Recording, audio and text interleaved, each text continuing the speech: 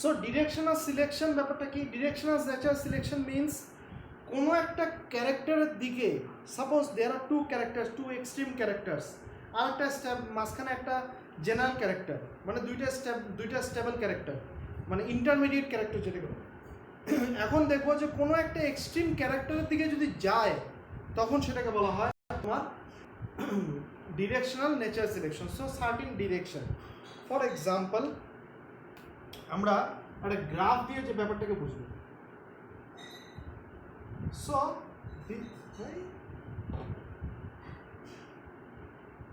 This is a graph, ঠিক আছে?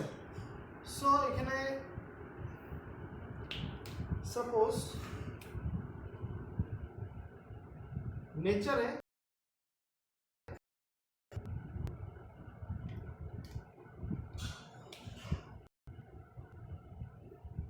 কি this is one character, this is another character, মাঝখানে যেটা ক্যারেক্টার সেটা সবচেয়ে বেশি, that is the intermediate character, this is the intermediate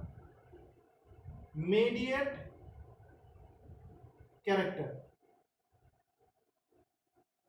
so এখন যদি দেখি সাপোজ এদিকে মুভ করতেছে অথবা এদিকে মুভ করতেছে, সাপোজ এদিকে মুভ করা মানে কি, তার মানে তোমার এইখানে ক্যারেক্টারিস্টিক্স বাইরে যেতেছে। যদি এদিকে মুভ করে তার মানে কি এই ক্যারেক্টারিস্টিক্সটা বাইরে যেতেছে।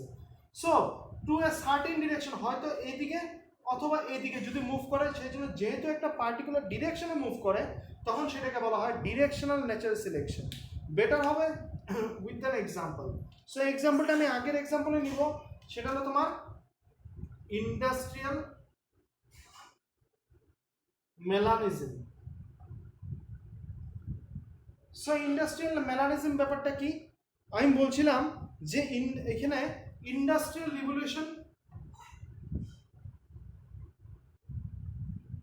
রিভলিউশন ব্যাপারটা হয়েছিল,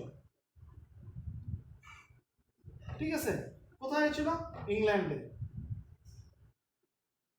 সো ইন্ডাস্ট্রিয়াল রিভলিউশন হওয়ার আগে, বিফোর, ক্যারেক্টার কি ছিল? সাপোজ তোমার গাছ ছিল, গাছের মধ্যে গাছটার কি কালার ছিল? এটা লাইকেন্স দিয়ে ঢাকা ছিল, ঠিক আছে? লাইকেন্স দিয়ে ঢাকা যেহেতু, সেই জন্য এইখানে যেটা পিপার্ড মথস যেগুলো ছিল, সাপোজ দিস আর দ্য পিপার্ড মথ বা বাটারফ্লাই, ঠিক আছে? তাদের কালার ছিল গ্রিনিশ, ঠিক আছে? আফটার ইন্ডাস্ট্রিয়াল রিভলিউশন গাছের থেকে তোমার কি হয়ে গেছে? তোমার লাইকেন্স গুলো পড়ে গেছে, লাইকেন্স নাই, কি দিয়ে ঢাকা? শুধু তোমার ব্ল্যাক স্যুট, কালো ধোঁয়া দিয়ে তোমার গাছগুলোকে ঢাকা। তার মধ্যে তোমার কি হয়? তোমার গ্রিন কালারে তোমার মধুগুলো আছে, তো সেগুলোকে দূরের থেকে ইজিলি ট্রেস করতে পারে, তো সেগুলোকে খায় ফেলা। এটা ছিল আমার এক্সাম্পল। কি ইন্ডাস্ট্রিয়াল রিভলিউশনের আগে বিস্টন বিটুলিয়া নামের এক ধরনের মথ ছিল, সেই মথের যেটা বডি কালার সেটা ছিল গ্রিনিশ। সেটা গ্রিনিশ কিসের জন্য ছিল? এনভায়রনমেন্টটা ছিল গ্রিনিশ। কেন কি গাছের গায়ের মধ্যে যে বস্তু, সেই গাটা কি দিয়ে ঢাকা? লাইকেন দিয়ে ঢাকা, লাইকেন আর গ্রিন ইন কালার, তো তখন ওদের কালার ছিল গ্রিন। কিন্তু আফটার ইন্ডাস্ট্রিয়াল রিভলিউশন লাইকেন্স গাছের থেকে পড়ে গেছে, গাছগুলা তোমার কি কালো একটা ধোঁয়া দিয়ে ঢাকা। কেন কি ইন্ডাস্ট্রিয়াল রিভলিউশন হচ্ছে, ইন্ডাস্ট্রি বাইরে গেছে, ইন্ডাস্ট্রি বাড়া মানে কি ধোঁয়া বাইরে গেছে, ধোঁয়া যত বাড়ছে গাছগুলো ধোঁয়া দিয়ে ভর্তি হয়ে গেছে, পলিউশন হয়ে গেছে। সেখানে কি হয়েছে? এইখানে যেগুলো বিস্টন বিটুলারিয়া তাদের কালার কি গ্রিন ছিল, ঠিক আছে? পাখিগুলো ইজিলি এদেরকে ট্রেস করতে পারতো, তাদেরকে মাইরে ফেলাতো। তারপরে ফার্দার জেনারেশনসে কি হচ্ছে, তোমার এইখানে যেটা ব্ল্যাক কালার যেটা, সেইখানে গ্রিনিশ কালার থেকে তোমার কি কালারে ট্রান্সফার হয়েছে?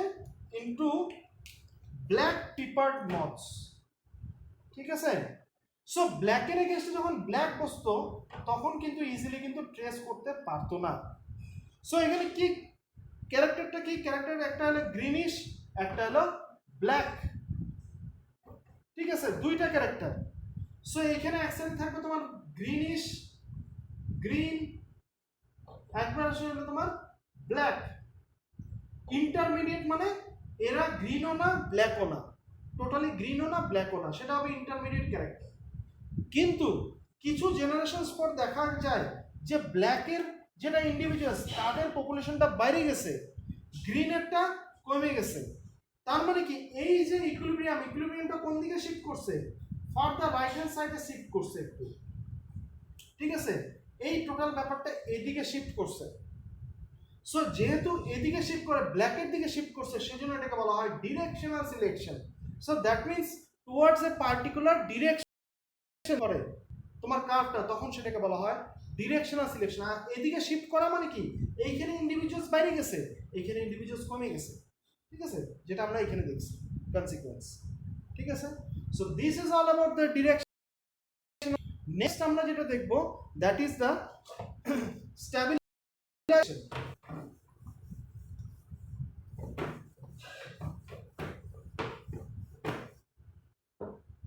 Number 2, stabilizing selection. Stabilizing selection means আমরা যে কার্ভটা যে দেখছিলাম, এই ছিল তার কার্ভ, ঠিক আছে। যদি এখানে এটা হলো এক্সট্রিম ক্যারেক্টার, এইটা হলো ওয়ান এক্সট্রিম ক্যারেক্টার, এইটা হলো তোমার ইন্টারমিডিয়েট। যদি ইন্টারমিডিয়েট ক্যারেক্টারটা আস্তে আস্তে বাড়তে থাকে, তোমার এগুলো আস্তে আস্তে কমতে থাকবে, তো তার মানে কি তোমার কার্ভটা শিফট করবে এরকম ভাবে, পিকটা আস্তে আস্তে বাড়তে থাকবে, ঠিক আছে। সো এটা আস্তে আস্তে বাড়তে থাকবে আর তোমার এই সাইডটা আস্তে আস্তে কমতে থাকবে।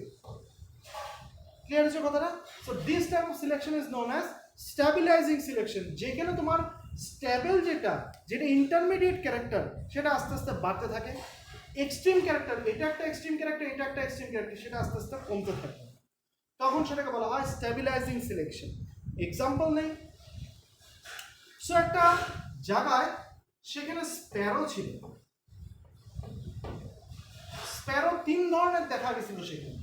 একটা হলো তোমার স্মল সাইজ মানে কি, তাদের small wings and legs, small wings and body. আরেকটা পাওয়া গেছিল তোমার large size, that means large wings and body. আরেকটা পাওয়া গেছিল কি, this was intermediate,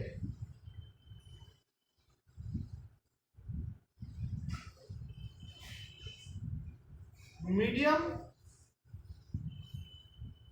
sized wings and body। এটা গেছিল তোমার থার্ড ক্যারেক্টার। আচ্ছা, জেনারেলি তোমার এনভায়রনমেন্টটা ছিল এরকম, সেখানে তোমার ইন্টারমিডিয়েট ক্যারেক্টারটা নর্মালি ছিল, এতটা বেশি ছিল না। কিন্তু এইখানে কি হয়েছে, একটা এক্সটার্নাল ফোর্স কাজ করছে। কি ফোর্স এই এনভায়রনমেন্টটাতে? উইন্ড, হাওয়া, খুব জোরে তোমার হাওয়া ছাড়ছে, ঝড় ছাড়ছে। তখন কি হয়েছে, তোমার এই তিন ধরনের স্প্যারো মানে চড়াই, এই তিন ধরনের স্প্যারো বাঁচার চেষ্টা করছে।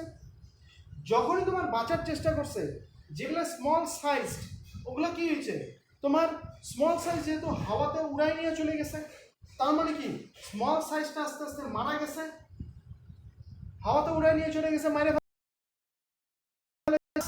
সেগুলো কি হয়েছে, বিভিন্ন লার্জ সাইজ, যেহেতু তাদের লার্জ উইংসের সাইজ বড়, তারা ঠিক মতো উঠতে পারে না, এত হেভি ওয়েট তারা উঠতে পারে না, তারা বিভিন্ন জায়গায় যায় নিয়ে বাড়ি খায়, বাড়ি খাওয়ার পরে তারা মারা যায়। কিন্তু এই উইন্ডের ফলে কি হয়েছে, যারা ইন্টারমিডিয়েট সাইজ তারা কি হয়েছে, তোমার বাইরে গেছে, তোমার বাইচে গেছে, তারা মরে নাই, তারা বাইচে গেছে। সো তার জন্য তোমার কি হয়েছে, এদের পপুলেশন আস্তে আস্তে ডিক্রিজ হচ্ছে, এদের পপুলেশন আস্তে আস্তে ডিক্রিজ হচ্ছে, এদের পপুলেশন আস্তে আস্তে ইনক্রিজ হচ্ছে। তার মানে দেখো তোমার ইন্টারমিডিয়েট ক্যারেক্টারটা আস্তে আস্তে বাইরে গেছে, তোমার এক্সট্রিম ক্যারেক্টারটা কমে গেছে, এই এক্সট্রিম ক্যারেক্টারটা কমে গেছে। ঠিক আছে, so this is an example of stabilising selection, যেখানে তোমার নেচার কাদেরকে সিলেক্ট করছে, যারা তোমার কোনো একটা ইন্টারমিডিয়েট ক্যারেক্টার নিছে, দুইটার মাঝখানে ক্যারেক্টার, সেগুলোকে নেচার সিলেক্ট করছে। So this is another type of natural selection, that is the stabilising selection. Next আমরা দেখবো the third category, that is disruptive selection.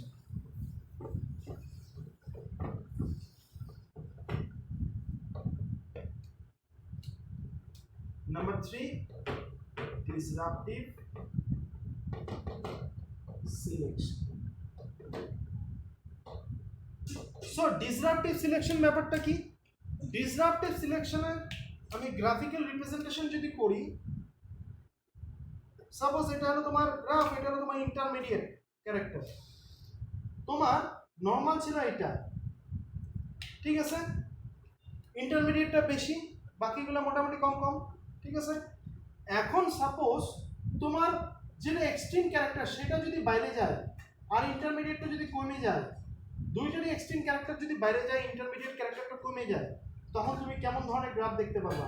আস্তে আস্তে এরকম ধরনের একটা গ্রাফ তৈরি হবে, যেখানে তোমার ইন্টারমিডিয়েটগুলো বাইরে গেছে, এখানে যেটা কম ছিল সেটা বাইরে গেছে, এখানে যেটা কম ছিল সেটা বাইরে গেছে, আর ইন্টারমিডিয়েটটা কমে গেছে, ঠিক আছে, এটা আস্তে আস্তে কমে গেছে, তখন তুমি এরকম ধরনের গ্রাফ দেখতে পারবা। তার মানে কি, তোমার এক্সট্রিম ক্যারেক্টার নেচার কাকে সিলেক্ট করছে? এক্সট্রিম ক্যারেক্টারকে সিলেক্ট করছে, তোমার ইন্টারমিডিয়েট ক্যারেক্টারকে সিলেক্ট করে না। সো এটার একটা এক্সাম্পল দেখা গেছিল in case of sunflower. So কিছু সানফ্লাওয়ার গ্রো করা, স্ট্যাবিন্স নামে একজন সায়েন্টিস্ট বা অবজারভার তুমি বলতে পারো, সে কিছু সানফ্লাওয়ার দুইটা রিজিয়নে গ্রো করা শুরু করলো। একটা হলো তোমার ড্রাই ওয়েদার, একটা হলো তোমার ওয়েট ওয়েদার, আর একটা ও সিলেক্ট করলো যে ইন্টারমিডিয়েট, ঠিক আছে, সে ড্রাইও না ওয়েটও, ঠিক আছে। ড্রাই মানে সেখানে ওয়াটার কনসেন্ট্রেশন কম, এখানে ওয়েট মানে সেখানে ওয়াটার কনসেন্ট্রেশন বেশি, এখানে water concentration medium. But due to various factors, কিছুদিন পর, অনেক বছর পর, এখানে এই পার্টিকুলার জায়গাগুলোতে দেখে যে যেখানে তোমার ড্রাই ছিল, সেখানে due to some various reason, সেখানে এই সানফ্লাওয়ারের মধ্যে যেগুলো ড্রাই রিজিয়নে আছে তাদের মধ্যে কিছু অ্যাডাপ্টেশনস তৈরি হয়ে গেছে। সেই অ্যাডাপ্টেশনসের জন্য ওরা কি করছে, ড্রাই কন্ডিশনে নিজেকে অ্যাডাপ্ট করে নিছে, তো তার জন্য আস্তে আস্তে তোমার পপুলেশনটা বাইরে গেছে। অ্যাট দ্য সেম টাইম যারা ওয়েট কন্ডিশনে আছে বা ময়েস্ট কন্ডিশনে আছে, যেখানে ওয়াটার কনসেন্ট্রেশন বেশি, তাদের মধ্যে কিছু চেঞ্জেস নিজেদের মধ্যে করে নিছে, তাদের মধ্যে কিছু অ্যাডাপ্টেশনস তৈরি হয়ে গেছে, সেটার জন্য তোমার কি হয়েছে, তোমার এদের পপুলেশন বাইরে গেছে। বাট এইখানে ইন্টারমিডিয়েট যেগুলা, যাদের মধ্যে ওয়াটার কন্ডিশন মিডিয়াম, বেশিও না কমও না, সেখানে নো অ্যাডাপ্টেশন, সেখানে অ্যাডাপ্টেশনও করতে পারে নাই, সেজন্য তারা ডেড, আস্তে আস্তে নষ্ট হয়ে গেছে।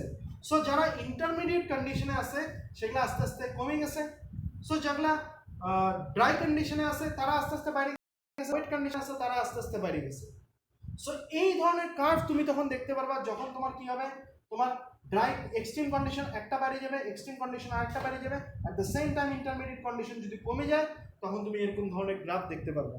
সো ডিসরাপটিভ ন্যাচারাল সিলেকশন এমন এক ধরনের সিলেকশন যেখানে তোমার যেগুলা এক্সট্রিম ক্যারেক্টার সেটা আস্তে আস্তে বাড়তে থাকবে, দুইটাই এক্সট্রিম ক্যারেক্টার বাড়তে থাকবে, আর at the same time intermediate ক্যারেক্টারটা কমে যায়। So this are the three types of natural selection. ঠিক আছে, this is all about the natural selection.